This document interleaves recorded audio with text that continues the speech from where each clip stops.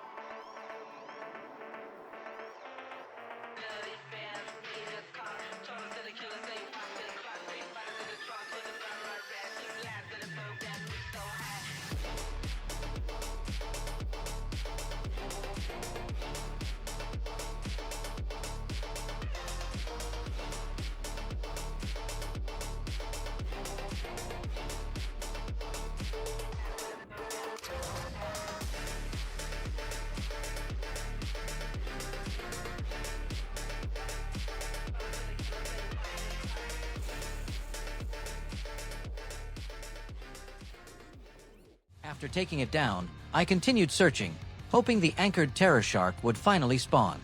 And here's where something unbelievable happened. I actually found the anchored terror shark, but I completely forgot to record the fight. Yep.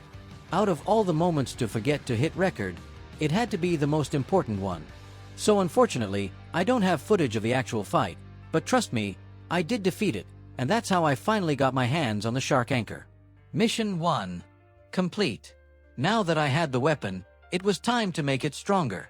I headed over to the blacksmith in Port Town to upgrade the shark anchor. There was no point using it at its base stats. If I was going to test this weapon properly, I wanted it performing at its absolute best. After gathering the required materials and upgrading it, the shark anchor was looking much better. But this still wasn't the exciting part, because next came the biggest gamble of the entire video. Enchanting. I traveled all the way to Tiki Outpost, grabbed my legendary scrolls, and got ready to see what luck had planned for me. I only had 2 legendary scrolls. Just 2 chances. If both failed, I'd have to start farming all over again. So I used the first legendary scroll. And honestly, it wasn't anything special. No blessing. Nothing worth getting excited about. At this point, I was already thinking, well, there goes my luck.